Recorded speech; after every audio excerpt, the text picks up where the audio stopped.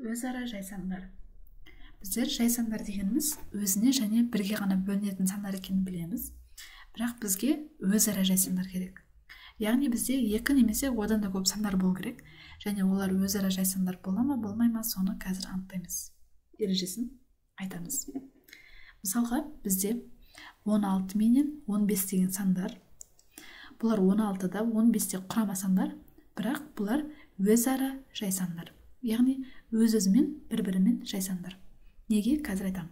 16 деген бізде бөлгіштері 1, 2, 3-ке бөлінбейді 4, 5-ке бөлінбейді 8-ге бөлінеді. Болды. Ал 15 бізде 1-ге, 3-ке, 5-ке бөлінеді. Болды. Демек, 16 мен 15 бізде өзара жайсаң болу үшін олардың бірден басқа ортақ бөлгіштері болмау керек.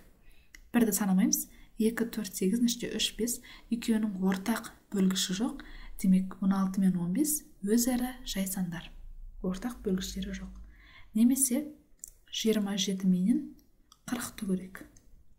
27 бізде 1-ге, 3-ке, 9-ға бөлінеді. Болды.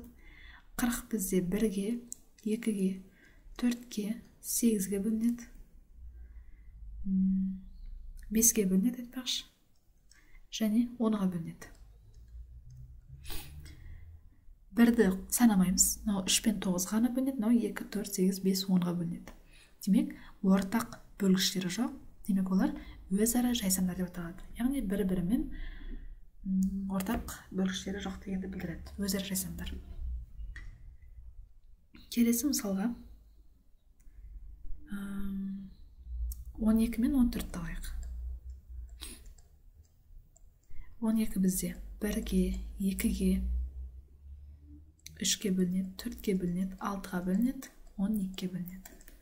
14 бізде 1-ге, 2-ге, 7-ге бөлінеді және 14-тің өзіне бөлінеді.